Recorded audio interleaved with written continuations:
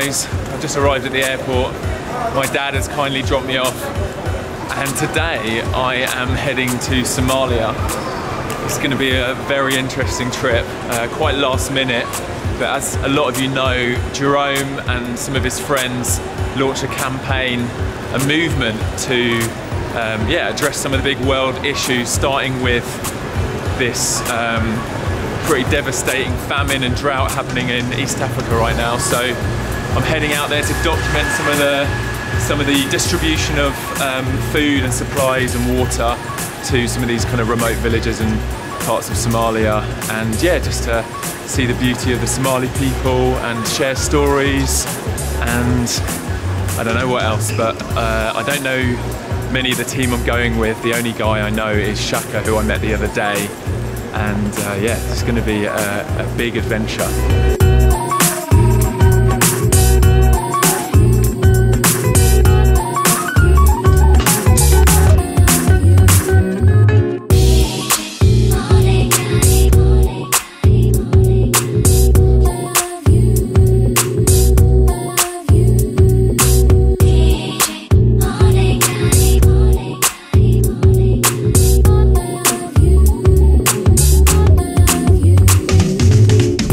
Landed in Istanbul.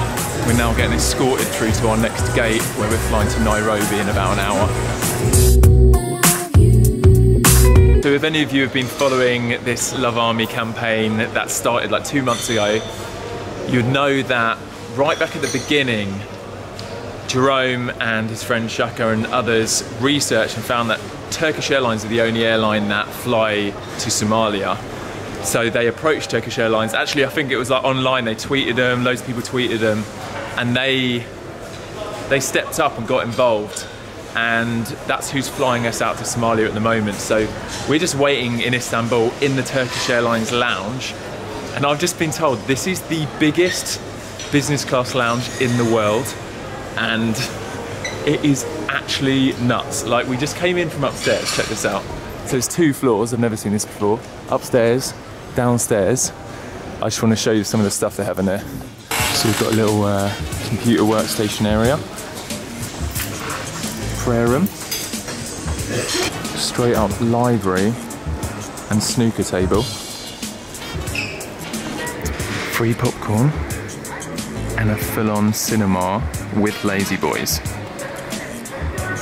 We've got this seating area upstairs. This whole seating area, unnecessarily large TV. Literally there's free drinks and snacks absolutely everywhere. Ooh. Alright, let's head back downstairs. This is where you really start to realise the size of this place. So you've got a massive seating area here. A full-on interactive, like, virtual reality golf game. What even is this? A massive Scalextric set. Don't know if you guys remember these.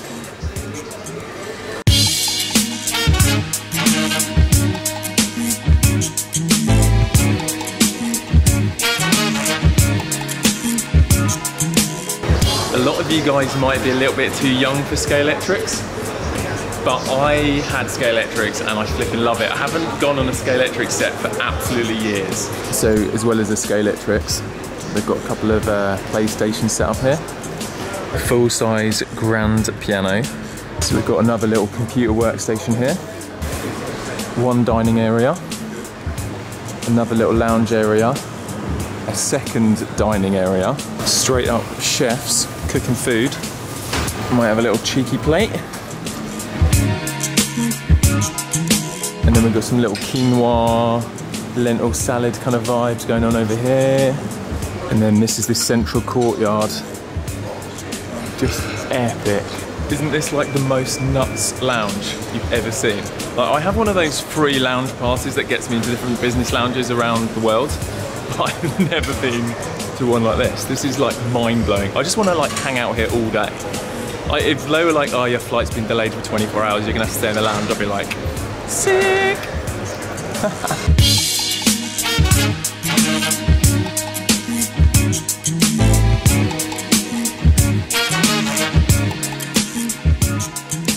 Okay guys, it's about time I introduced you to Chaka. Right, so my viewers know Jerome. Yeah. You, Jerome, some other guys started this whole thing a couple of months ago. Do you want to briefly explain what the whole thing is and what we're doing in Somalia in the next couple of days? Okay, we saw that there was a famine in Somalia and we googled international airlines that flew there. The only international airline that flew there was Turkish Airlines, and so we decided to get a plane. We asked them for a plane to fill it with food and water, and then on the process of learning about humanitarian work, we realised that wasn't actually a good idea. It was better to raise money and buy food locally. So we have been doing that. This is the third time that I am going to Somalia, and we have distributed, to date, I think we've distributed 600 tons of food and over 2 million litres of water, and there's more, and we're going to continue doing it. But it was kind of me and Jerome, and then we pulled other people in. Yeah, like Ben Stiller, Casey's been promoting it all. One per. And probably a lot of you guys already know about it and have probably already donated to the big GoFundMe thing that you guys did. Jerome's not going to be out on this trip, so it's going to be me, Chaka. Do you know who are the other guys? Amal. Amal. Oh, and Saeed. And Saeed. Okay, you'll meet them later on, but yeah, I'm super excited. Let's do this.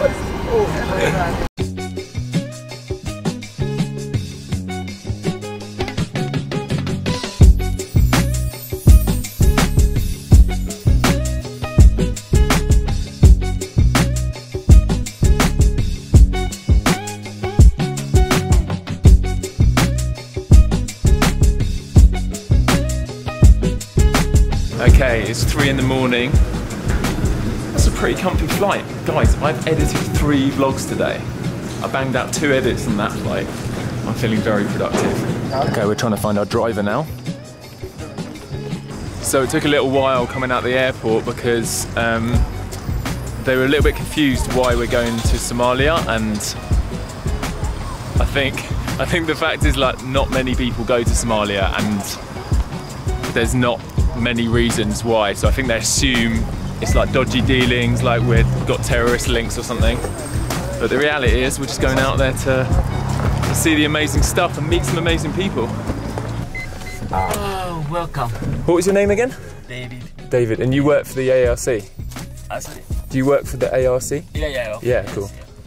And what does that stand for again? The American... It's American Refugee Committee. Okay. But ARC deliver most of the food and the water and the humanitarian relief in Somalia in times of crisis, and they're a really amazing organisation. They have about 400 staff, and they're all Somali working in Somalia for Somalians. So it's awesome. A really good thing. A lot of the documentation of Somalia is kind of destruction, terrorism and famine, but there's not actually so much shown about the actual people and just day-to-day life. You know, everybody in a country is obviously not involved in that action. In fact, it's a very small amount of the percentage of the country who's involved in what you would call terrorist action, but the whole country gets branded like that because the only media coming out of the country is that highlighting that. Yeah, and hopefully over the next few days we'll get to show a bit more